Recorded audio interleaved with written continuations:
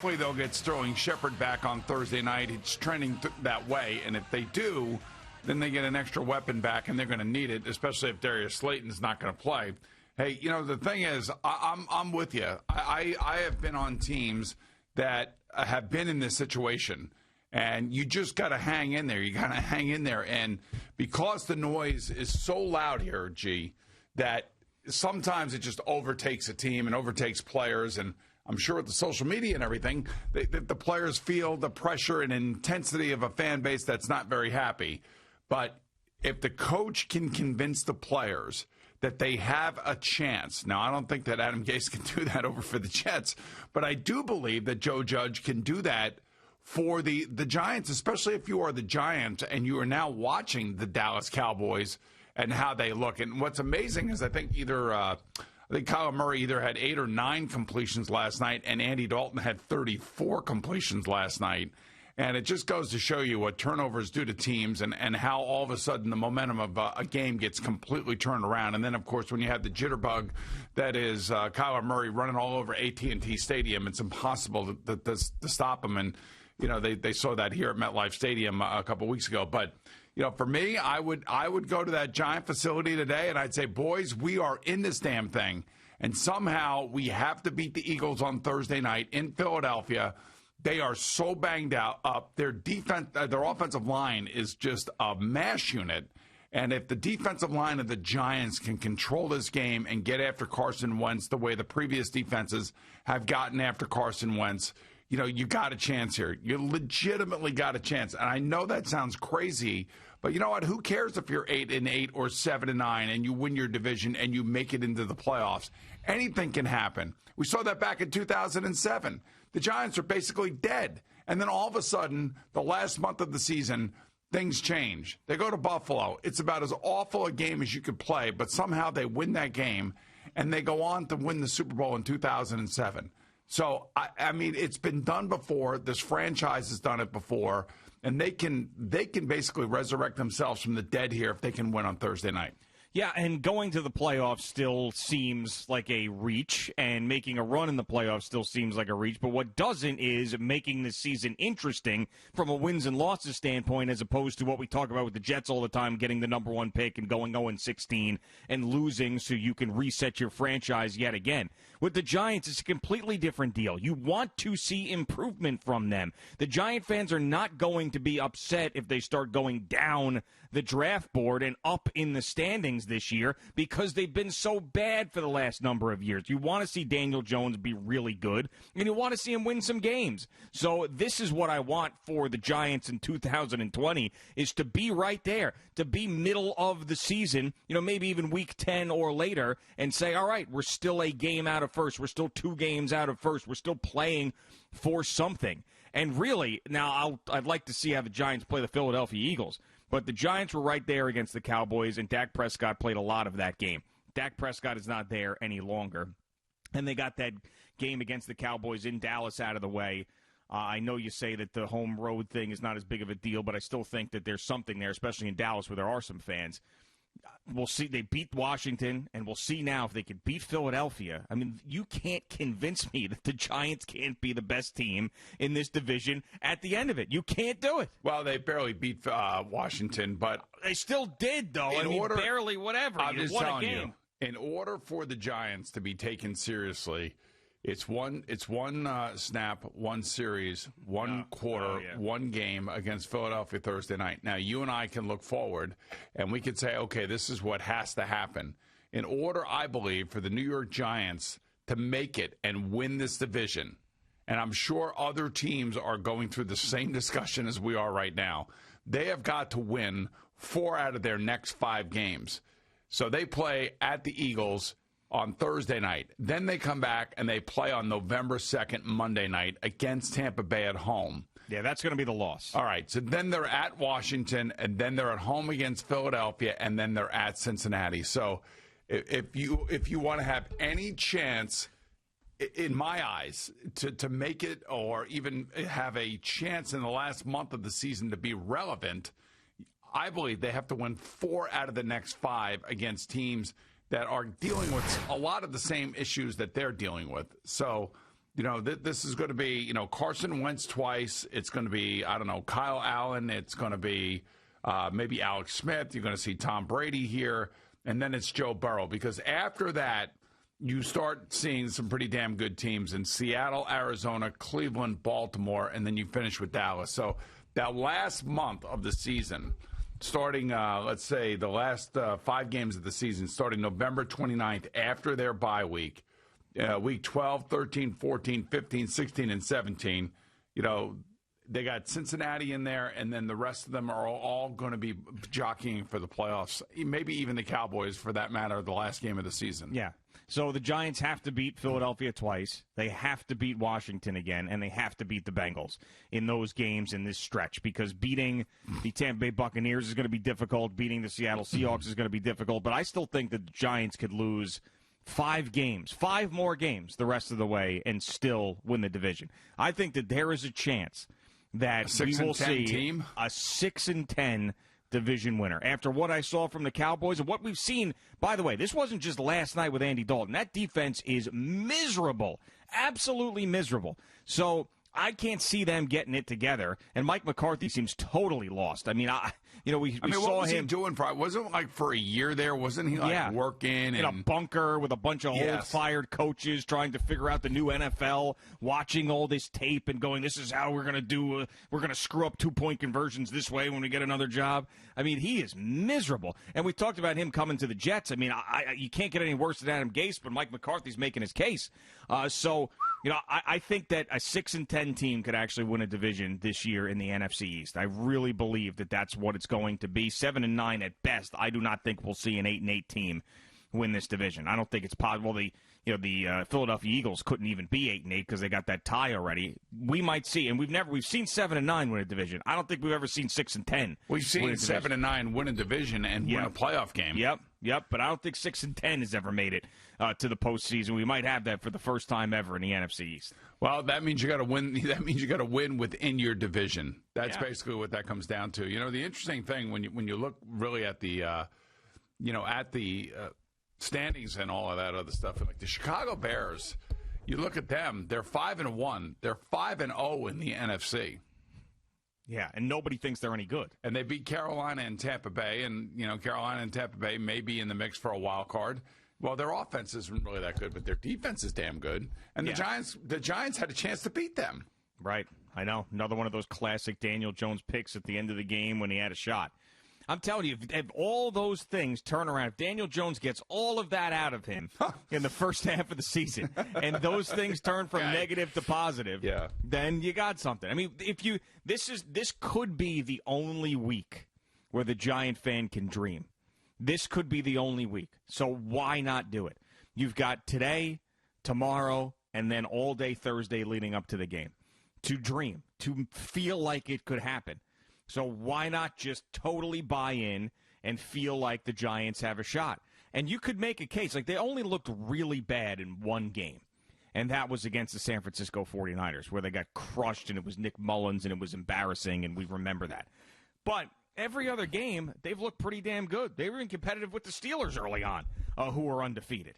So I'll sit here all day. It's one of those things, like there's that meme where a guy sits behind a desk outside and puts out a statement and says, the Giants will make the playoffs, convince me otherwise. Yeah. That's the way I feel right now this morning. I can give you a counter argument to everything about the Giants not making the playoffs this morning and tell you how I think that they absolutely can, and believe it, too. And after what I saw last night, I can totally believe that the Giants could be the team to come out of this division. I'm telling you, I was doing CBS Monday QB yesterday, and I actually laid it out that the Giants could win the NFC East, and the guys are laughing at me. And I'm saying, guys, they've been close in games. I mean, it's like their defense has been better than advertised. And, I know that it's hard to think that a team that loses games because its quarterback turns the ball over, and they almost lost a game on a 2-point play at home this past Sunday, has got a chance to win this division. But, man, that's how that's how I'd be looking at it. And if I were the coach, I'd be doing everything I possibly can to keep my guys engaged. I mean, look, you have guys at the Jets right now, both coaches and players, all looking, to where their next stop is going to be. You know, you have coaches texting like crazy with other coaches around the league because everybody knows that this coaching staff is going to be adios amigos. Sure. And so now this is what's going on.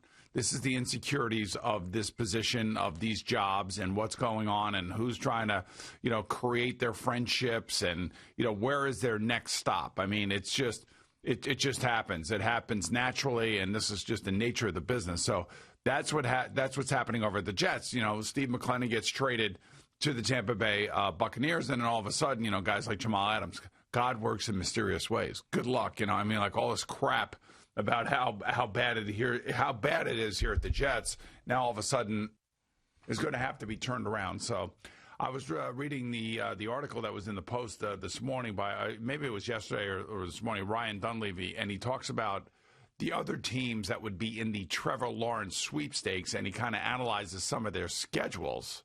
Yeah. And I don't know, though, as bad as the Jets have played, you know, could they somehow, some way sneak 2 wins in before the year was over and get to 2-14 and have somebody like, I don't know, the Jaguars, you know, maybe the Vikings or the Falcons, you know, not win another game, and those guys get to number 1? No, I don't know. I mean, the Vikings are far worse than the Falcons now after they just played each other, and I watched that game, and Raheem Morris maybe gives them some life, whatever it is. The Falcons are still talented. The Vikings still have some talent. Football team? Yeah, maybe. We got to remember how bad the Jets are. I mean, we're talking about teams that have won a game already. The Jets really haven't been close in any of these games outside of Denver, and that still ended up being a 2-score game by the end of it. So I'm not having that conversation until the Jets show us that they can compete in a football game, and they haven't done that yet. You know, the interesting thing for me is if the Jets actually the Jets get there, let's say the Eagles get there, you know, let's say the Giants get there, there's no way that they're not picking Trevor Lawrence.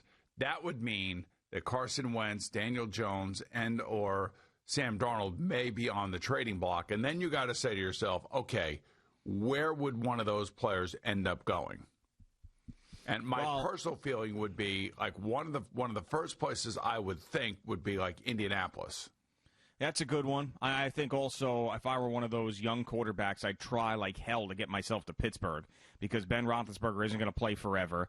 Sam Darnold especially, who's a young guy, he can kind of relax, reset, look around, say, all right, I got to take a deep breath here, maybe spend a year or 2 behind Ben Roethlisberger and still be in a position to be in the prime of his career and take over for a team that's always good and one of the best run organizations in the sport. That's a place that I would want to go. And Indianapolis is a great one, too, for sure. I mean, you got a head coach who was a former quarterback who has had a lot of success there. They seem to have figured it out with a good general manager. You know that Phillip Rivers, also same draft class as Ben Roethlisberger, is going to not be there for very long. Those are 2 landing spots. If I were those guys and those agents, I would say get me to those 2 places for sure. San Francisco may be another one. If the Jimmy Garoppolo thing goes really south, but that could turn either way. I could also see him end up playing well and that team catching fire again. Let's not forget that they were close to winning the Super Bowl last year with Jimmy Garoppolo before Patrick Mahomes turned into the Patrick Mahomes that we know and love. You know, the thing is when you look at Tankathon and you're looking at the draft order and everything else, and you start going down that list of teams like we did the other day, you know, you wonder how many teams would jettison the quarterback that they have right now for Trevor Lawrence and start over. Yeah, and teams that are kind of in the mix that have established quarterbacks that have been MVPs, Pro Bowlers, and are maybe like 4 or 5 years left on their career.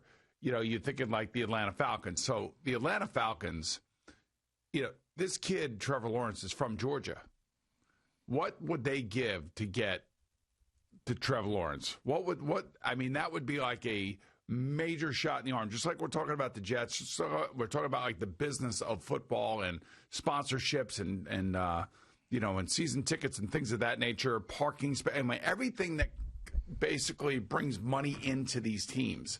You got to think that any one of them get Trevor Lawrence and a new hot coach, whoever that coach may be, now all of a sudden you have something to sell. And I think that is a big, big part of the story for all of these teams. So a couple of things. One, the Falcons and the Vikings are in tough spots with their quarterbacks and their contracts because you would think just cut them, move on, but the dead cap hit for getting out from under those contracts, the extension that the Vikings gave Kirk Cousins and Matt Ryan, who there is an out after 2021, but you got to pay $26 million in dead cap if you get out of the contract at that point, and then another $8 million in 2023. But just remember, you're not playing your young quarterback. You're paying him because he does have a first overall draft pick contract, but it's not as big as it's going to be if he turns out to be great. But it can be prohibitive, especially if you're already up against the cap. If you're going to move on from a guy or bench him, that's going to be prohibitive. It is. Sometimes you can't squeeze everybody in. I know that. But they will make the money back, believe me. They will make the money back in season tickets, assuming that we can actually go to football games again. Right. The other thing is you say, what would the Falcons give up to get Trevor Lawrence? There isn't a number that a team that needs a quarterback is going to accept to give up that pick. You're telling me that the New York Jets, if they finish with the worst record in football and the number one overall pick, are going to be listening to trade offers at that point? No. I'm just talking about all these other teams, that potentially end up number one as well. I mean, Jacksonville, if they beat the Colts week one, they should have never beat the Colts. Phillip Rivers handed the Jacksonville Jaguars that game on a platter. And Jacksonville looks like, they don't have a chance. Even though Gardner Minshew is actually fun to watch, it doesn't look like they have a chance in any of these games. Yeah, I know. They have. And the first couple of weeks they had a win, and then they were competitive for like 2 weeks after that, and now they've fallen completely apart. So I still think it's a foregone conclusion after 6 weeks. I'm sorry. But I still think that the Jets are going to be the worst team in football. There's no saviors at any point. They've got the worst coach. They're not getting rid of him. I actually think that they might have had a discussion to say we should keep him to try to get to 0-16 because he's the worst coach, which just really shows you. They didn't honestly have that discussion. I bet you they did. No, I'm telling you right now that they had that discussion. Who is they? That Christopher Johnson, Joe Douglas. If Joe Douglas might have had it with himself, but that thought, I'm telling you right now, that thought went through the minds of somebody important over there because they saw what happened with Raheem Morris and they saw what happened with Romeo Crennel, and they remembered that Greg Williams, the last time he was an interim head coach, unless they fired him too, ended up actually doing pretty well with the Browns. I bet you that crossed their mind. Let's just keep this as nasty as possible, as toxic as possible, so we can get to 0-16, and we'll keep Adam Gase for the rest of the year. But there's no saviors. I mean, Brashad Perryman and Denzel Mims come back. You really think that's going to be a big deal? Yes, no, I do. I don't think it's going to be a big deal. The offensive line's still going to stink. You're not going to have a running game, and the defense is going to be one of the worst in the game. And you just lost one of your best players off that defense. The one thing I will say about Sam Darnold, even though he can't stay on the field because of injuries, he does have a history of coming back in the second half of the season and playing well. He does. Back-to-back years, he's done exactly that. But this team is worse. And this thing about this team is, as you said before, they're totally lifeless. So they're not going to be inspired by anything at this point. I got to figure they're going to win a game somewhere. They're going to run into a team that is just basically decimated with injuries, and they're going to win a game somewhere. They may even win two. You never know. Like the Denver Broncos on a short week when they had a third-string undrafted quarterback, and they won the turnover battle 3-0 and still lost the game by more than 2 scores.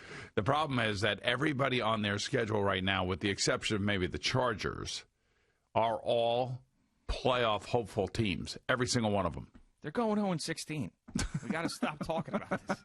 They're going 0-16. It's going to be a lot of fun to watch it. It will be because it's that bad. It's gotten to the point now where it's not boring bad. It's actually interesting bad to see how bad they can be. So you put on those games to see how far that they can dig themselves to the point. I mean, think about the next 3 weeks. I know. Bills, Chiefs, and Patriots.